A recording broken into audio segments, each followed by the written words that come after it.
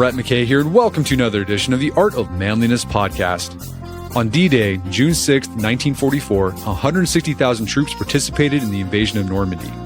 Today, just a few thousand of these veterans are still alive, with the youngest in their late 90s. As their voices, and those of the million combatants and leaders who swept into motion across Europe 80 years ago, fall silent and pass from living history, Garrett Graff has captured and compiled them in a new book, When the Sea Came Alive, an oral history of D-Day. Drawing on his project of sifting through and synthesizing 5,000 oral histories, today Garrett takes us back to what was arguably the most consequential day in modern history, and helps unpack the truly epic sweep of the operation, which was hard to fathom even then, and has become even more difficult to grasp with the passage of time. We talk about how unbelievably involved the planning process for D-Day was, stories you may never have heard before, a couple of the myths around D-Day, and the sacrificial heroism born of this event that continues to live on. After the show's over, check out our show notes at awim.is/Normandy.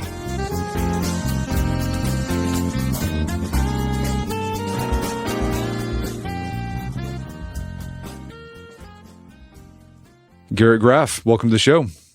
Thanks so much for having me. So it is the 80th anniversary of D-Day, the invasion of Normandy, where the Allied forces crossed the English Channel and started at a Western front in World War II in Europe. And you got a new book out about that day. It's called When the Sea Came Alive, an oral history of D-Day. And this book is amazing. What I love about it is you create this narrative of what happened that day. And not only that day, but leading up to D-Day. And all you use is quotes. That's it. Just quotes from people who had firsthand experience with the invasion. What was the impetus behind creating this oral history of D-Day? Yeah. So in 2019, I wrote a oral history of 9/11. It was called The Only Plane in the Sky. And 9/11 is, I think, arguably or not arguably, the most famous and consequential day of the 21st century. And in 2019, it was this very specific moment, which was, it was 18 years after 9/11, and you began to see that day shift from memory into history. The first American servicemen and women were coming out of basic training and deploying to Iraq and Afghanistan who were born after 9/11. You know, the first firefighters were coming into FDNY who were born after 9/11. Now, as we approach the 80th anniversary of D-Day, it's sort of the other bookend of that shift, that this was a huge, titanic, monumental day, arguably the most famous and consequential day of the 20th century.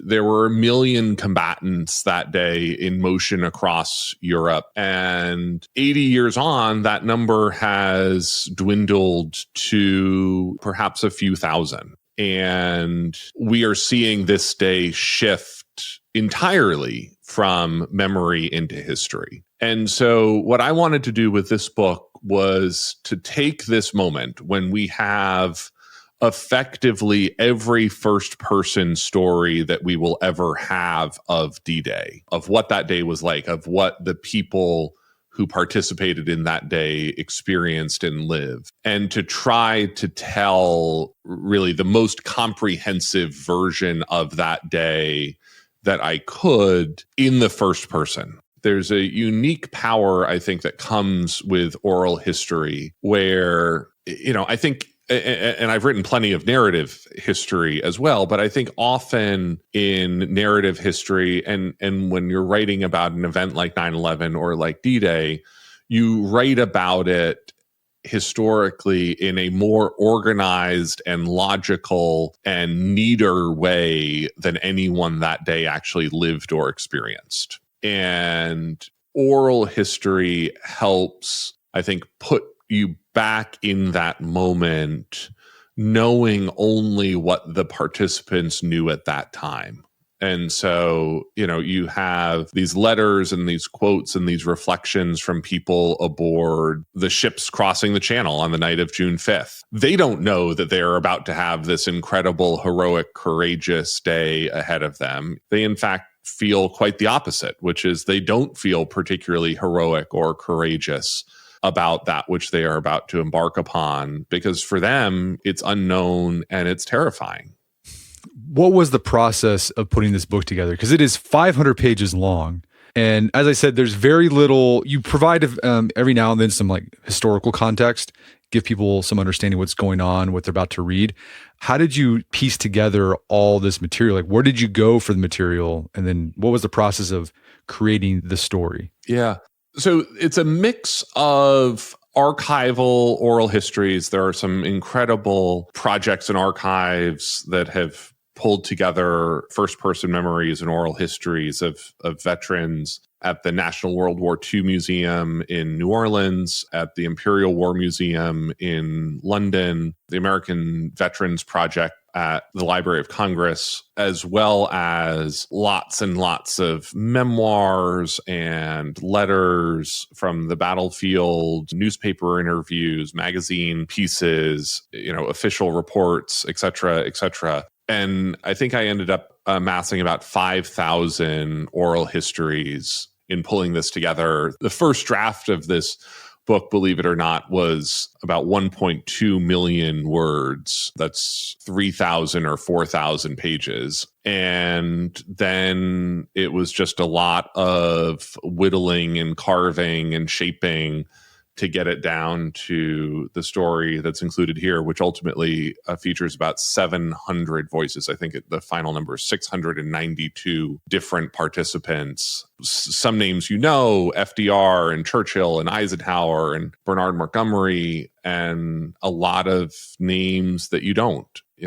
American families back home, British civilians, French civilians, Allied troops, sailors, soldiers, Marines, Coast Guard, and a lot from a lot of the rest of the countries that were part of that war effort. D-Day is as international a day of combat as we have probably ever experienced in history. And it was that naval force off the shores of Normandy had more than a dozen nationalities represented, including more than 600 Dutch sailors. So let's get into D-Day. First off, why is D-Day called D-Day? I'm sure some people don't even know that. Yeah. What's funny about it is D-Day is just a generic military term for the start of any operation. It's a planning term in that when you're doing a large, complex operation, the planning for it starts long before a specific day or month or even location has been chosen. And so D-Day is a way to denote the start of an operation, and D-Day +1 is the day after the invasion, and D-Day -1 is the day before the invasion, so on and so forth, to give the planners the chance to build these incredibly complex logistical timelines. But at a very technical level, there have been dozens or scores of D-Days. The first one was recorded in World War I. There's actually a book that comes out in 1944 called D-Day, written by the author John Gunther, that's about the invasion of Italy. Yet,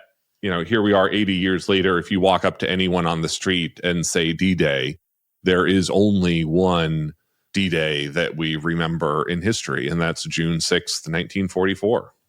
Yeah, because it's the most epic, most sweeping of all D-Days. Not only that, it's arguably the most sweeping and epic human endeavor that we've ever seen before and might ever see again. The scale of that invasion and the planning that went into it is just monumental in the sort of most monumental sense of that word. Yeah, how many people were involved? That was one of the biggest takeaways I got from this book. It was a reminder of how big D-Day was. Because when you think about D-Day, you just think about the invasion itself, and you only see maybe the soldiers running up and saving Private Ryan, or maybe you see the band of brothers doing their thing. But it was huge. Like, to give us an idea, like how many people were involved, how many ships, planes, etc. It was the largest sea armada ever assembled in human history. Depending exactly on how you counted, it was around 5,000 ships involved on D-Day itself, more than 1 million combatants on the move on the Allied side on D-Day, about 160,000 troops in the first invasion wave coming ashore, 13,000 paratroopers carried aboard more than 2,000 planes. And then the scale and scope of everything that was included in that, the jeeps and tanks and gallons of drinking water and numbers of meals ready to eat and, the number of tanks and pints of blood and the whole sweep of that day is really incredible to calculate, especially when you think about basically getting every single one of those items to the place that it is supposed to be down to the minute that it is supposed to arrive, which was how closely calculated D-Day was, both in terms of loading people aboard ships, but then also the sense of what was arriving at the beach on D-Day itself. Were there any quotes that you came across that really stood out to you that captured just how big D-Day was? Well, I think one of the things that, and you sort of mentioned this a little bit already, that there's really no way to grasp how big D-Day actually was, because this personal experience of D-Day was often so small. In the foreword to the book, there are sort of two quotes that stand out for me. Andy Rooney, who went on, of course, to be the famous CBS News correspondent, he says, "No one can tell the whole story of D-Day because no one knows it. Each of the 60,000 men who waded ashore that day," he's referring to the U.S. beaches, "know a little part of the story too well." And Ernest Hemingway, who was aboard one of the landing craft that day, although he didn't actually go ashore himself, he writes, "You could write for a week and not give everyone credit for what that person did on a front of 1,135 yards." So I think that the dichotomy of that day is how much of that day was really lived at this incredible individual micro level, even as the macro experience of that day was the most monumental in human history. Yeah, I've had several World War II historians on the podcast before. And I remember, I think I asked this question to Alex Kershaw a while back ago in one interview. It was about D-Day, I believe. And I asked him, like, how do you keep finding these stories? Because he'll find these stories of just a single soldier. And it's just this amazing, epic story of this one guy. And he just said, you don't realize how big that thing was. We'll never run out of stories to find. Yeah, absolutely. And, Alex Kershaw really, one of the things that he helped excavate and tell in a new thread that I follow in this book too is the incredible story of Company A and Company B of the 116th Infantry Regiment, the 29th Division at Omaha Beach, who were the first wave at one end of that beach. They were mostly from this single town in Bedford, Virginia, and they were devastated and wiped out in the way that has, I think, come to symbolize Omaha Beach and the killing field of Omaha Beach for so many Americans. Think about, those first 7 minutes of Saving Private Ryan. And Company A of the 116th storms ashore, the first wave at Omaha Beach.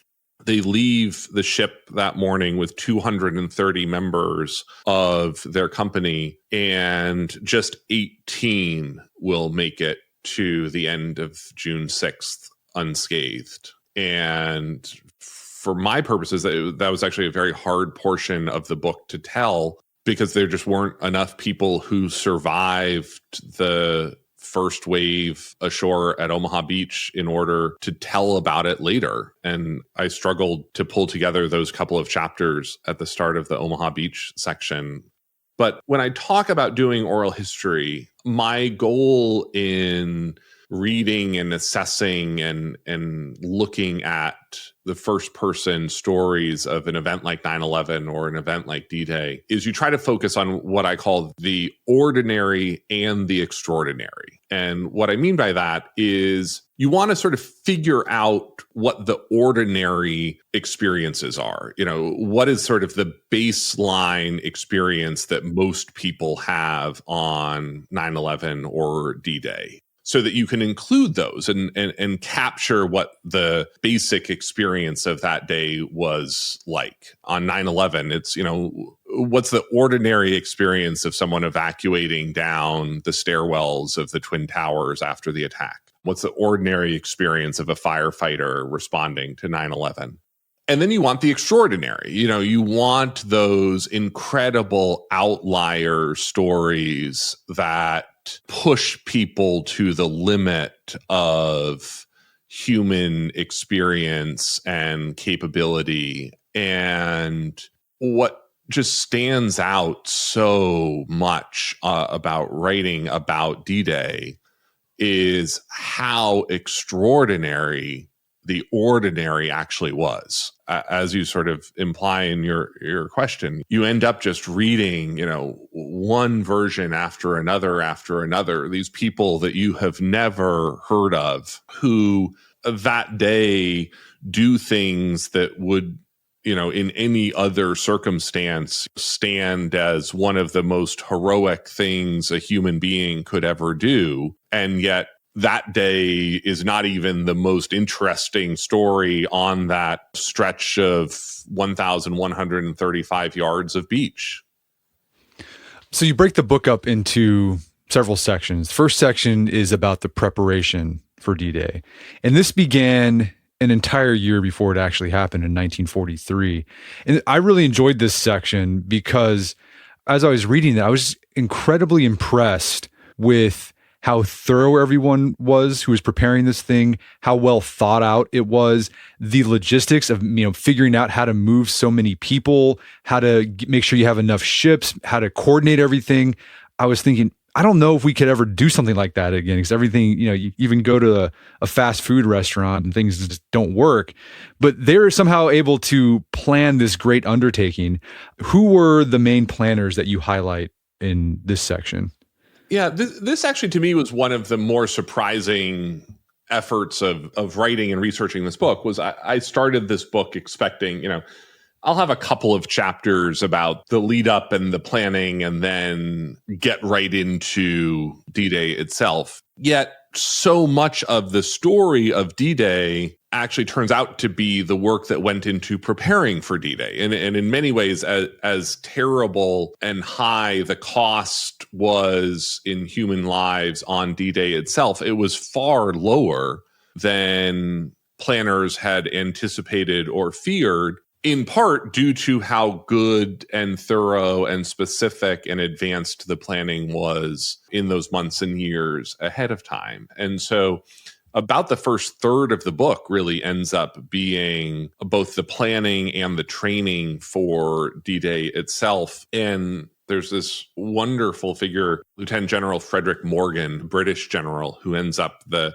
head of the operation to plan for D-Day. It's this organization that ends up being called Cossack, the chief of staff to the Supreme Allied Commander, an organization that actually exists for almost a year before they get around to naming a Supreme Allied Commander himself, which of course is Dwight Eisenhower. And that they, Morgan is out there for, months planning with this incredibly small staff that with time then grows into this giant machine building in invasion force and invasion plan more complex and larger than anything humans have ever attempted before. Is there a part of the planning phase that is sort of archetypical of just how complex preparing for the operation was?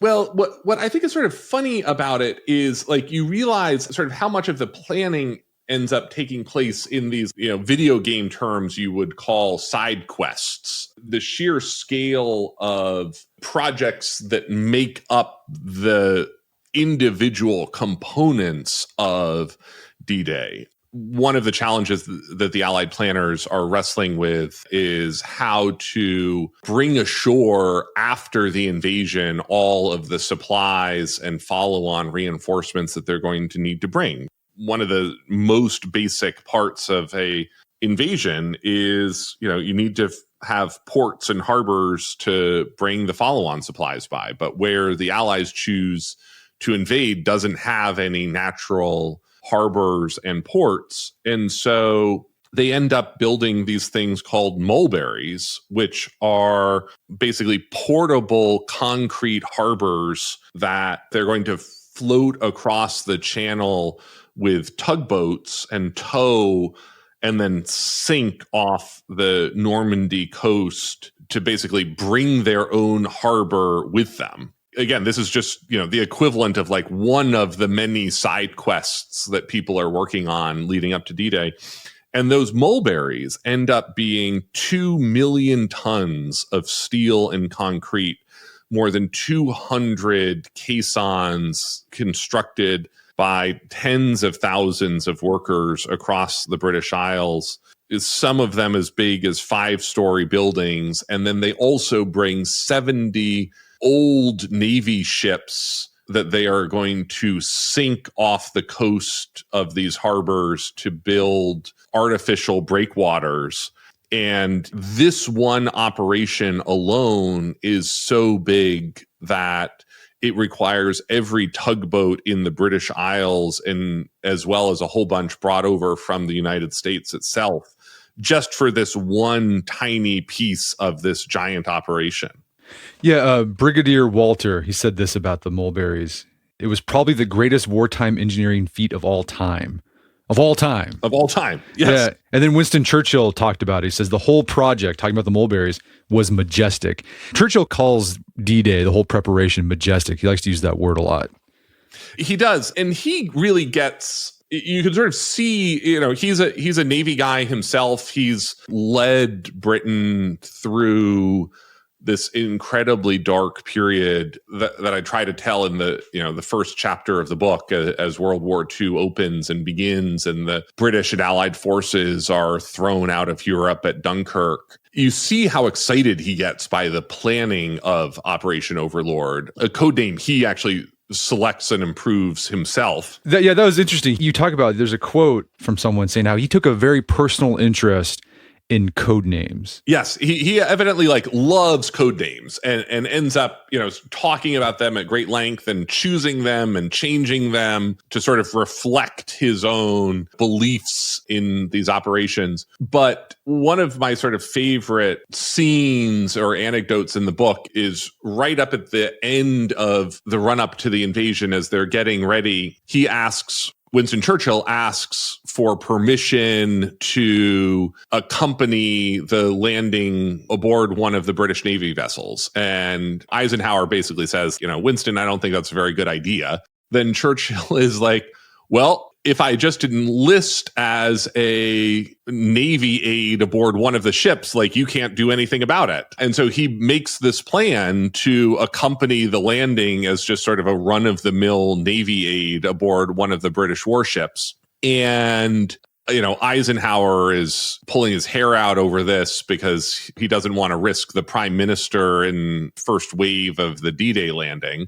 And then the King of England actually gets wind of this, recognizes that it's a problem, and comes up with sort of the only solution that he can think of to get Winston to back down, which is he's like, well, if Winston Churchill's going, I'll go too. And, tries to insist, not entirely seriously, it seems, that he will accompany the landing invasion force as well. At which point Churchill is like, well, we can't risk the king, so I won't go, so the king won't go.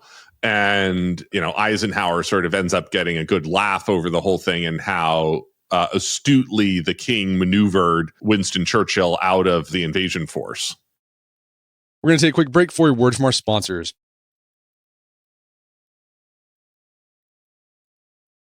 And now back to the show. And what's crazy too about the planning part and getting ready for D-Day, they kept this thing secret. The Germans had an idea that something was happening, but they didn't know exactly what was going to happen or when it was going to happen. I was impressed by that. And the other thing I learned too from your book, and I didn't realize this, is how much training went on for D-Day. Because you don't really, when you watch the movies about World War II, you'll see the crew, like, a company at their boot camp in the United States. But you don't see them training for the operations that they took part in.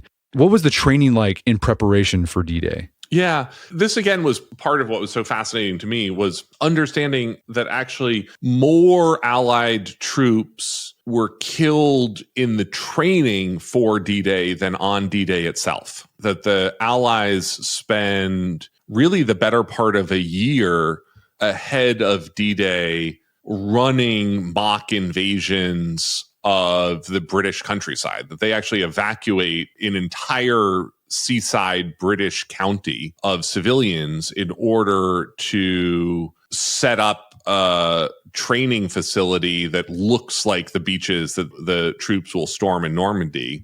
Yeah, that was really interesting because you get firsthand accounts of the residents there. And, they just basically get this announcement saying, yeah, you got to leave. You got to sell your stuff and get out of here. Yep. And it's not even for an invasion. It's just so we can train. Just to practice for the invasion. And that for months, the U.S. and British and Allied troops load up in landing craft and go out into the English Channel and then turn around and storm back ashore in the British countryside as they train for this. And that there's one particular exercise in the spring of 44 that's called Exercise Tiger that was supposed to be the last large-scale rehearsal for the troops heading to Utah Beach. And, it is all of the force that is heading to Utah Beach, out, arrayed out on ships in the English Channel. And the night before the dawn invasion preparation, some German torpedo boats get through the security screen and sink a couple of landing craft and end up killing in that one night upwards of 700 Allied servicemen, mostly Americans. And we actually don't know the final number. It could be much higher than that even. The Pentagon covers that up for decades. It's not until really the 1980s that they admit that this incident happened at all, let alone that those units headed to Utah Beach suffered orders of multiple more casualties in Exercise Tiger than they did actually storming ashore at Utah Beach on June 6th, 1944. You have some quotes from some soldiers who were part of that and how they had to keep it quiet. A story that stood out for me was from Corporal Eugene Carney. He says, "We were told to keep our mouths shut and taken to a camp where we were quarantined. When we went through the mess line, we weren't even allowed to talk to the cooks. If, for example, we wanted 2 potatoes, we were told to hold up 2 fingers. If 3 fingers. We could have all we wanted, but could say nothing." And then another sad one, this is from Private Veldon Downing. He said, "They told us to keep our mouths shut, and we did. After the war, the parents of one of the kids I served with who'd been lost drove all the way out here from New York just to ask me what happened. I told them I couldn't talk about it."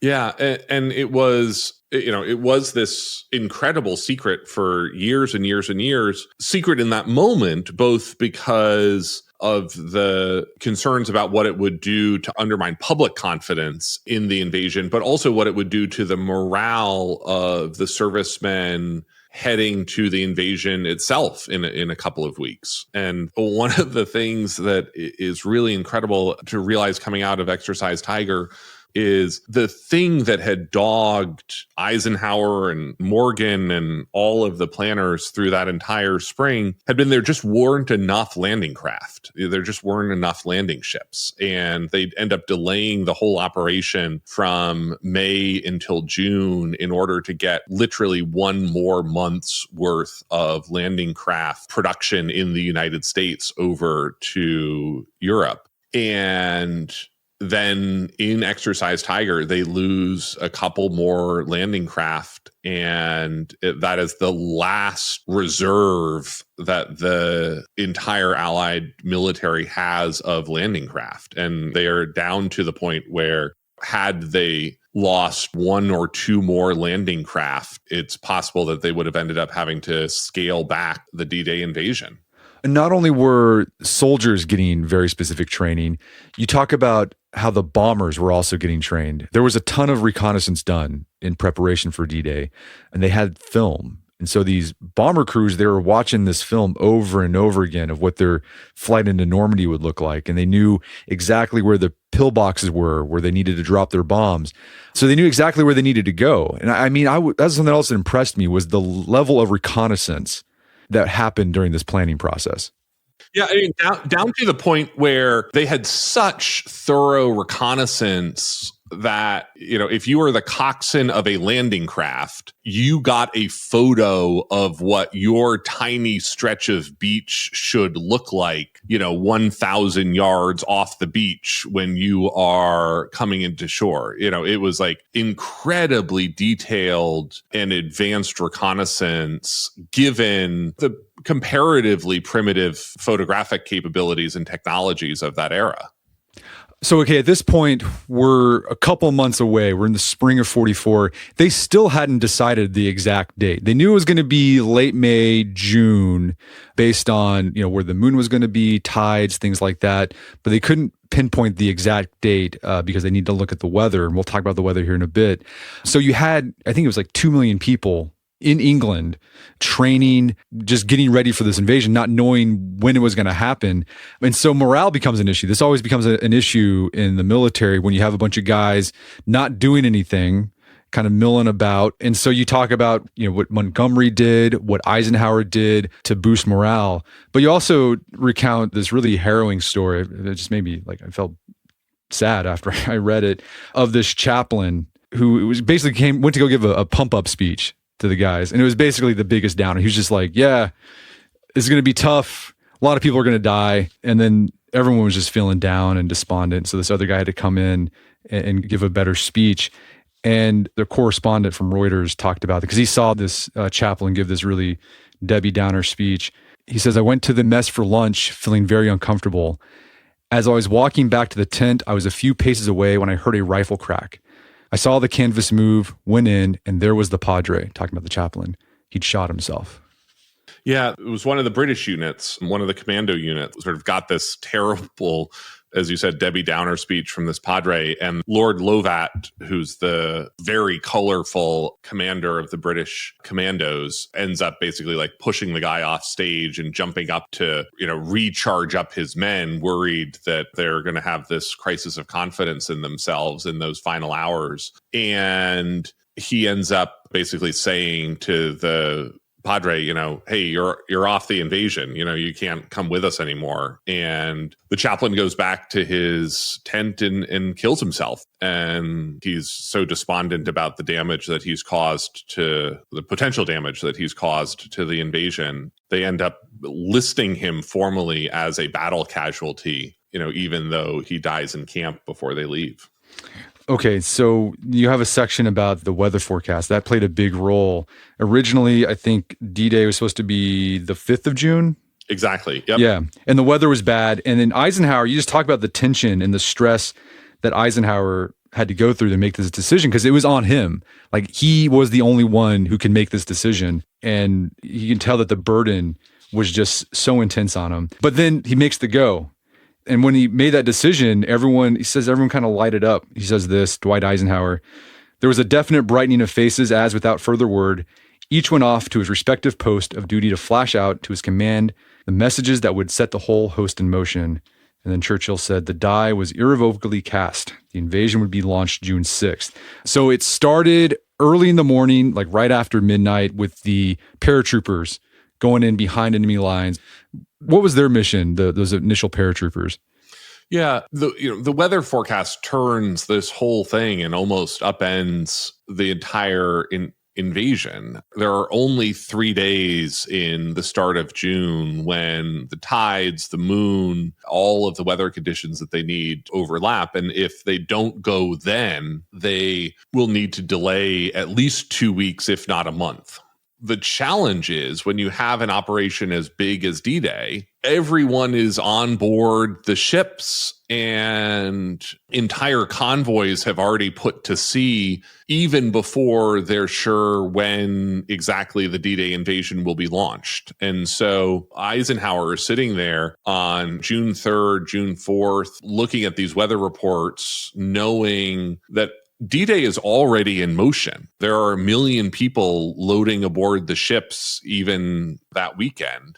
And if they can't go on June 6th, they're actually going to need to offload all of those 1 million people and, put them back into camps across England. And the security risk of that, these 1 million people all now know their mission. They know where the invasion is going to take place. And so for Eisenhower, it's this incredibly high stakes, almost existential question about the Allied cause and whether the invasion can take place as he's weighing the weather reports. And then the weather just clears just a tiny, tiny bit, enough to let them launch the invasion.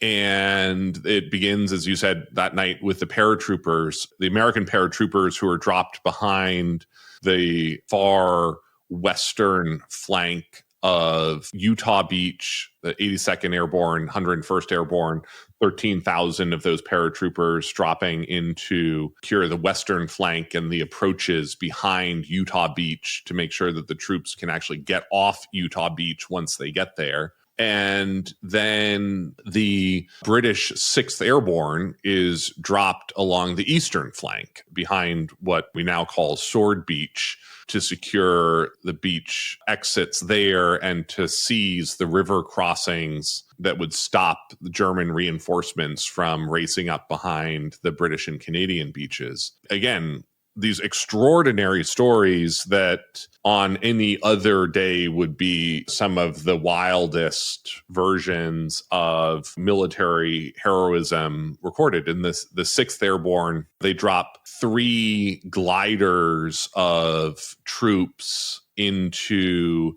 this tiny field next to this one key bridge that's later now sort of known to history as Pegasus Bridge.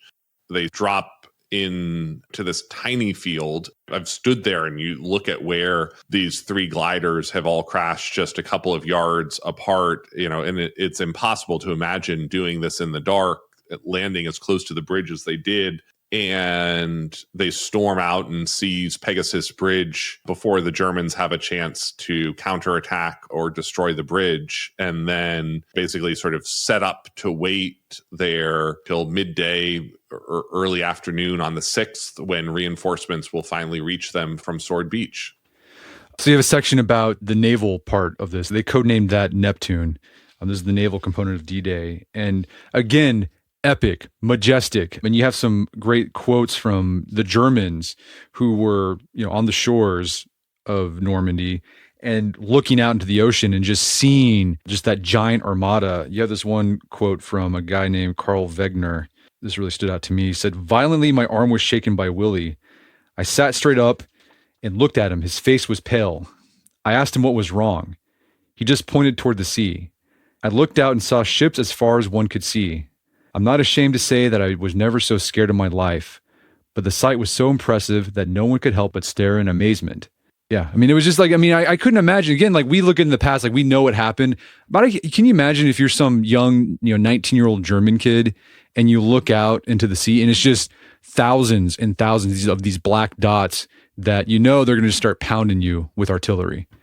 Yeah, and it's also, I think from the German perspective, you get a sense of the confusion and chaos that reigns that day. Again, I think is normally lost in the way that we tell a narrative history, but that comes through so clearly in an oral history where, even something as simple as like, we know and we talk about it as history as these 5 beaches, Utah, Omaha, Gold, Juno, and Sword. I talk about the British Airborne dropping in to secure the eastern flank and the 82nd and 101st Airborne dropping in to secure the western flank. The Germans are waking up that morning they don't understand any of this. They don't understand that there are 5 beaches. They don't understand that it's British troops on, one side and American paratroopers on the other. They're trying to figure out even whether this is the real invasion, because the Allies have done this incredible job basically misdirecting that the real invasion, quote unquote, is going to come in mid-July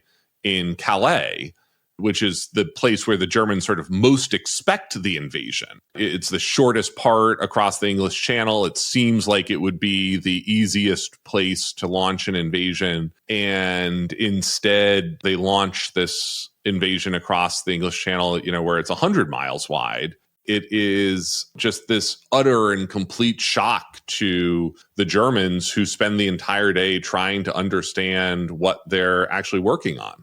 The most harrowing part of D-Day, and the one that's been captured in film by Saving Private Ryan, was soldiers leaving landing craft in the ocean and charging the beaches of Normandy. Were there any firsthand accounts that stood out to you that really captured the carnage and chaos of that amphibious invasion? Yeah, I mean, we talked a little bit about the unit known as the Bedford Boys, that 116th Infantry, Company A, Company B, storming ashore at Omaha Beach. But I think one of the things that I really tried to reframe a little bit in this telling of the book is I think we have this mythology in D-Day that Omaha Beach was this incredible killing ground and everything else was a cakewalk, especially the British and Canadian beaches. That is sort of technically true in a limited sense if you are talking about people who die on the sand itself. But it's not really reflective of the totality of the experience of D-Day, which is when you add in the casualties of the paratroopers and the fighting of the paratroopers behind Utah Beach. That sector is secured at great cost. When you talk about the British and Canadian beaches, there are individual units where they are absolutely devastated in their early waves of the invasion. 110 of the Queen's Own Rifles fall as they march up the beaches in the British sector. And then the British and Canadian units get off the beach relatively quickly and then are engaged in very heavy fighting in sort of an urban environment inland on D-Day itself. And that for the British and Canadian forces, in some ways, the afternoon of D-Day is where they see their most violent combat, even as sort of the Americans, once they get through their beach defenses at Utah and Omaha, sort of their fighting is mostly done. There's a really sad story at Juneau. So this is the Canadian part of the invasion, and it's the story of Corporal Fred Barnard. Could you read that one?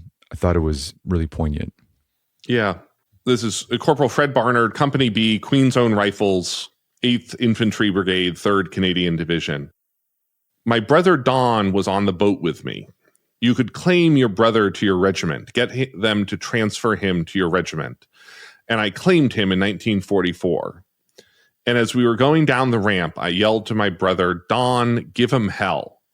And the next thing I know, I'm in the water maybe 4 feet deep. When I went up the beach, I passed one of the guys in my platoon, just a kid, about 19. He had been ripped right down, crying for his mother. The next thing I know, there was Don, lying on his back, a bullet right there in the heart. There was just a black hole in his uniform right in the middle of his chest. No blood. It was as if he was asleep.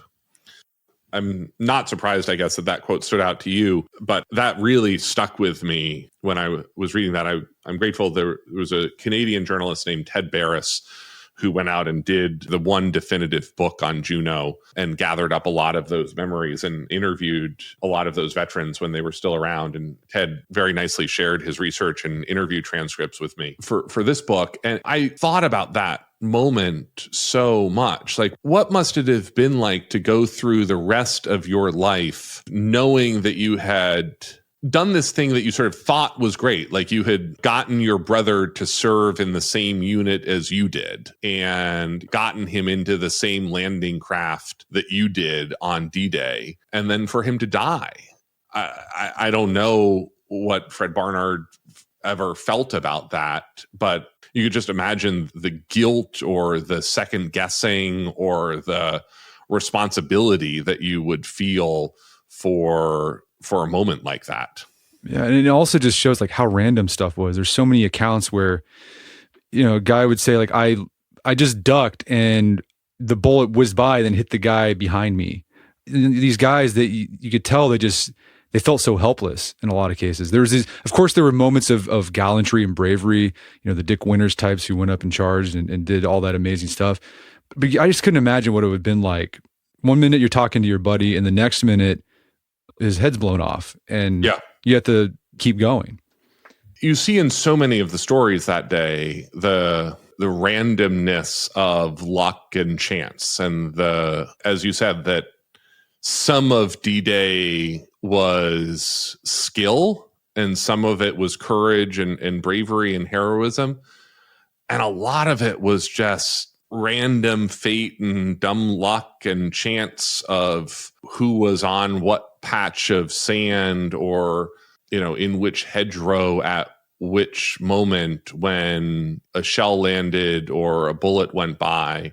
And there were so many people that day who again went through these extraordinary moments that were entirely ordinary for everyone around them. One of the goals you had with this book was to, I think, address this myth that is, I think, built up around D-Day, that it was this really tenuous thing that was always teetering on the edge of failure. But in the narrative that you were able to pull out of these accounts, you see that, yes, there were a lot of casualties. A lot of men lost their lives that day. But overall, it was really a smashing success. It was probably one of the biggest military successes in world history.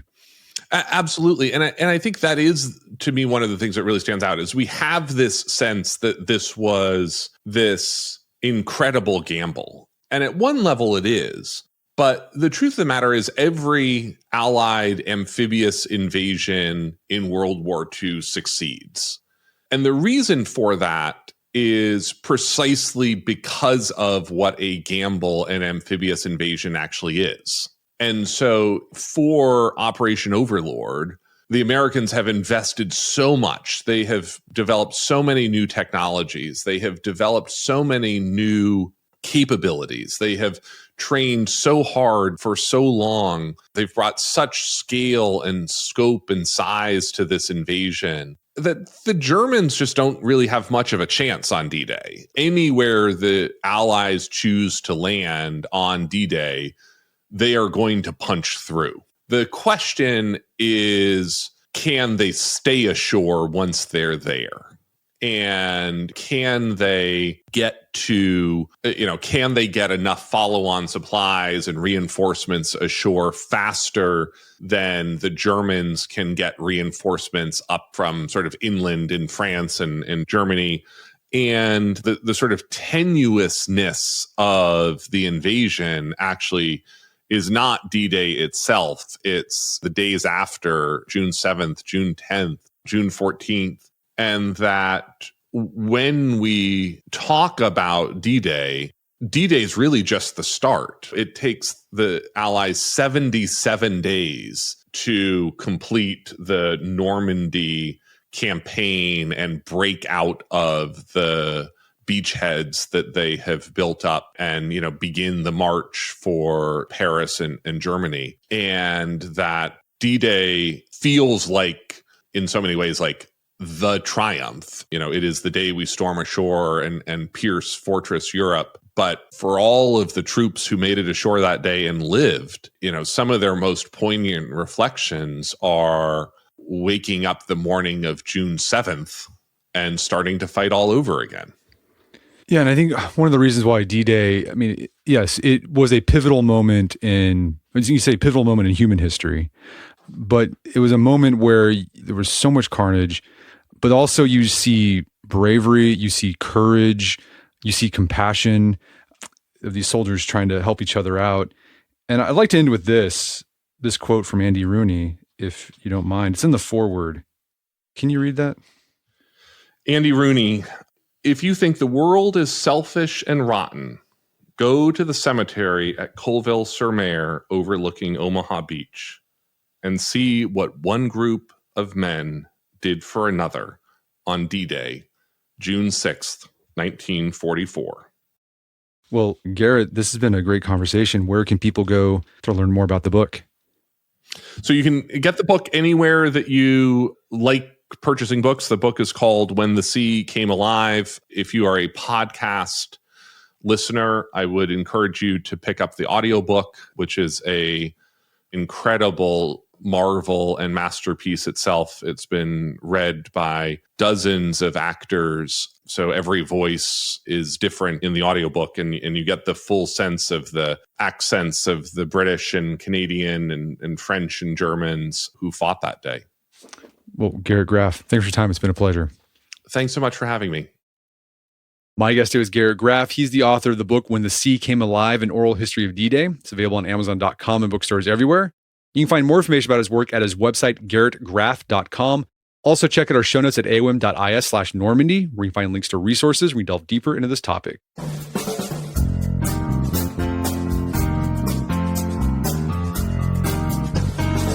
Well, that wraps up another edition of the AOM podcast. Make sure to check out our website at artofmanliness.com, where you can find our podcast archives. And while you're there, sign up for our newsletter. We got a daily option and a weekly option. They're both free. It's the best way to stay on top of what's going on at AOM. And if you haven't done so already, I'd appreciate if you take 1 minute to give us a review on Apple Podcasts or Spotify. It helps out a lot. And if you've done that already, thank you. Please consider sharing the show with a friend or family member who you would think would get something out of it. As always, thank you for the continued support. Until next time, it's Brett McKay, reminding you to listen to the AOM podcast, but put what you've heard into action.